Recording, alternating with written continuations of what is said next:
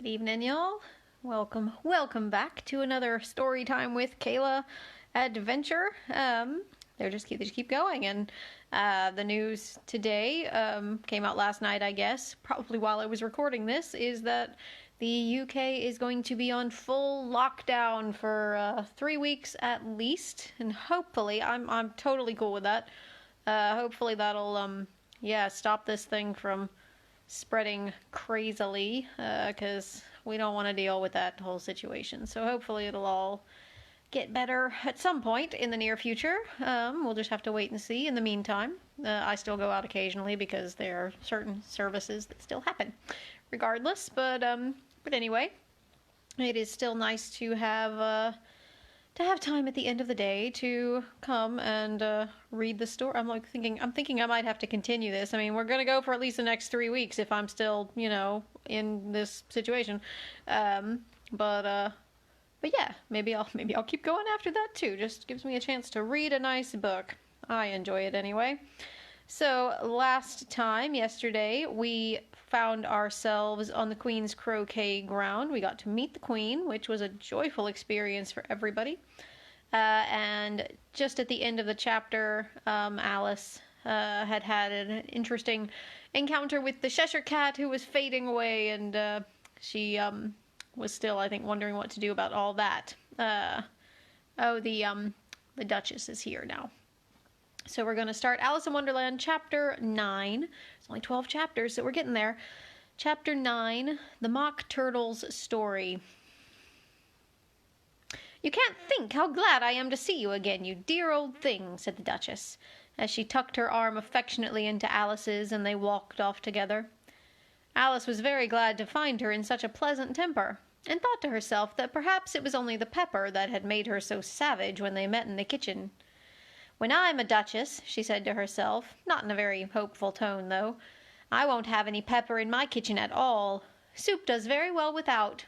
Maybe it's always pepper that makes people hot-tempered," she went on, very much pleased at having found out a new kind of rule.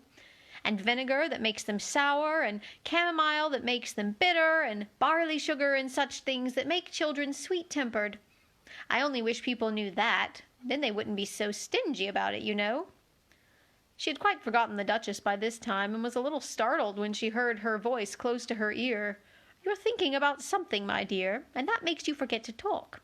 I can't tell you just now what the moral of that is, but I shall remember it in a bit." "Perhaps it hasn't one," Alice ventured to remark. "Tut, tut, child," said the Duchess. "Everything's got a moral, if only you can find it." And she squeezed herself up closer to Alice's side as she spoke. Alice did not much like keeping so close to her. First, because the Duchess was very ugly, and secondly, because she was exactly the right height to rest her chin upon Alice's shoulder, and it was an uncomfortably sharp chin. However, she did not like to be rude, so she bore it as well as she could. "The game's going on rather better now," she said, by way of keeping up the conversation a little. "'Tis so," said the Duchess, "and the moral of that is, 'Oh, 'tis love that makes the world go round.'" "Somebody said," Alice whispered, "that it's done by everybody minding their own business." "Ah, well, it means much the same thing," said the Duchess, digging her sharp little chin into Alice's shoulder as she added, "and the moral of that is, take care of the sense and the sounds will take care of themselves." How fond she is of finding morals in things, Alice thought to herself. "I dare say you're wondering why I don't put my arm around your waist," the Duchess said after a pause. "The reason is that I'm doubtful about the temper of your flamingo. Shall I try the experiment?" "He might bite," Alice cautiously replied, not feeling at all anxious to have the experiment tried. "Very true," said the Duchess. "Flamingos and mustard both bite, and the moral of that is, birds of a feather flock together." "Only mustard isn't a bird," Alice remarked. "Right as usual," said the Duchess. "What a clear way you have of putting things." "It's a mineral, I think," said Alice. "Of course it is," said the Duchess, who seemed ready to agree to everything that Alice said. "There's a large mustard mine near here, and the moral of that is, the more there is of mine, the less there is of yours." "Oh, I know," exclaimed Alice, who had not attended to this last remark. "It's a vegetable. It doesn't look like one, but it is." "I quite agree with you," said the Duchess. "And the moral of that is, be what you would seem to be. Or if you'd like it put more simply, never imagine yourself not to be otherwise than what it might appear to others that what you were or might have been was not otherwise than what you had been would have appeared to them to be otherwise. I think I should understand that better, Alice said very politely, if I had it written down, but I can't quite follow it as you say it. That's nothing to what I could say if I chose, the Duchess replied in a pleased tone. Pray don't you trouble yourself to say it any longer than that, said Alice. Oh, don't talk about trouble, said the Duchess. I make you a present of everything I've said as yet. A cheap sort of present, thought Alice. I'm glad they don't give birthday presents like that. But she did not venture to say it out loud. Thinking again? The Duchess asked, with another sharp dig of her little chin. I've a right to think, said Alice sharply, for she was beginning to feel a little worried. Just about as much right, said the Duchess, as pigs have to fly, and the moral of... But here, to Alice's great surprise, the Duchess's voice died away, even in the middle of her favorite word moral, and the arm that was linked into hers began to tremble. Alice looked up, and there stood the Queen in front of them, with her arms folded, frowning like a thunderstorm. A fine day, your Majesty, the Duchess began in a low, weak voice. Now I give you fair warning, shouted the Queen, stamping on the ground as she spoke. Either you or your head must be off, and that in about half no time. Take your choice. The Duchess took her choice and was gone in a moment. Let's go on with the game, the Queen said to Alice, and Alice was too much frightened to say a word, but slowly followed her back to the croquet ground. The other guests had taken advantage of the Queen's absence and were resting in the shade. However, the moment they saw her, they hurried back to the game, the Queen merely remarking that a moment's delay would cost them their lives. All the time they were playing, the Queen never left off quarreling with the other players and shouting, "Off with his head," or "Off with her head." Those whom she sentenced were taken into custody by the soldiers, who of course had to leave off being arches to do this, so that by the end of half an hour or so there were no arches left, and all the players, except the King, the Queen, and Alice, were in custody and under sentence of execution. Then the Queen left off, quite out of breath, and said to Alice, "Have you seen the mock turtle yet?" "No," said Alice. "I don't even know what a mock turtle is." "It's the thing mock turtle soup is made from," said the Queen. "I never saw one or heard of one," said Alice. "Come on, then," said the Queen, "and he shall tell you his history." As they walked off together, Alice heard the King say in a low voice, to the company generally, "You are all pardoned." "Come, that's a good thing," she said to herself, for she had felt quite unhappy at the number of executions the Queen had ordered. They very soon came upon a griffin, lying fast asleep in the sun. If you don't know what a griffin is, look at the picture.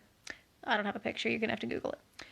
"Up, lazy thing," said the Queen, "and take this young lady to see the mock turtle, and to hear his history.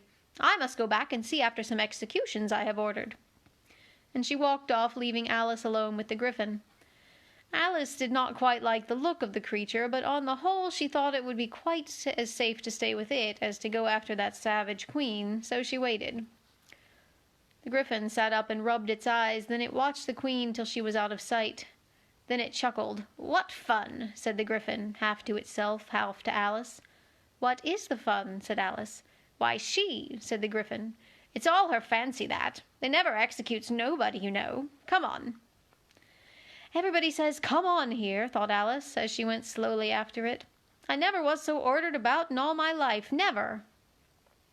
They had not gone far before they saw the mock turtle in the distance, sitting sad and lonely on the little edge of a rock, and as they came nearer, Alice could hear him sighing as if his heart would break. She pitied him deeply. "What is his sorrow?" she asked the griffin, and the griffin answered very nearly in the same words as before. "It's all his fancy, that. He hasn't got no sorrow, you know. Come on." So they went up to the mock turtle, who looked at them with large eyes full of tears, but said nothing. "This here young lady," said the griffin. "Oh, hold on. "This here young lady," said the griffin. "She wants for to know your history, she do." "I'll tell it to her," said the mock turtle in a deep, hollow tone. "Sit down, both of you, and don't speak a word till I've finished." So they sat down, and nobody spoke for some minutes. Alice thought to herself, "I don't see how he can ever finish if he doesn't begin." But she waited patiently. "Once," said the mock turtle at last, with a deep sigh, "I was a real turtle." These words were followed by a very long silence, broken only by an occasional exclamation of "Heck!" from the Gryphon, and the constant heavy sobbing of the Mock Turtle. Alice was very nearly getting up and saying, "Thank you, sir, for your interesting story," but she could not help thinking there must be more to come, so she sat still and said nothing. "When we were little," said the Mock Turtle, who went on at last, more calmly, though still sobbing a little now and then, "we went to school in the sea. The master was an old turtle. We used to call him Tortoise." "Why did you call him Tortoise if he wasn't one?" Alice asked. "We called him Tortoise because he taught us," said the Mock Turtle angrily. "Really, you are very dull." "You ought to be ashamed of yourself for asking such a simple question," added the Gryphon. And then they both sat silently and looked at poor Alice, who felt ready to sink into the earth. At last the Gryphon said to the Mock Turtle, "Drive on, old fellow, don't be all day about it." And he went on in these words, "Yes, we went to school in the sea, though you mayn't believe it." "I never said I didn't," interrupted Alice. "You did," said the Mock Turtle. "Hold your tongue," added the Gryphon, before Alice could speak again. The Mock Turtle went on, "We had the best of educations. In fact, we went to school every day." "I've been to a day school, too," said Alice. "You needn't be so proud as all that." "With extras?" asked the Mock Turtle a little anxiously. "Yes," said Alice. "We learned French and music." "And washing?" said the Mock Turtle. "Certainly not," said Alice indignantly. "Ah, then yours wasn't a really good school," said the Mock Turtle in a tone of great relief. "Now at ours they had at the end of the bill French, music, and washing, extra." "You couldn't have wanted it much," said Alice, "living at the bottom of the sea." "I couldn't afford to learn it," said the Mock Turtle with a sigh. "I only took the regular course." "What was that?" inquired Alice. "Reeling and writhing, of course, to begin with," the Mock Turtle replied. "And then the different branches of arithmetic, ambition, distraction, uglification, and derision." "I never heard of uglification," Alice ventured to say. "What is it?" The Gryphon lifted up both its paws in surprise. "What! Never heard of uglifying?" it exclaimed. "You know what it is to beautify, I suppose?" "Yes," said Alice doubtfully. "It means to make anything prettier." "Well, then," the Gryphon went on, "if you don't know what to uglify is, you are a simpleton."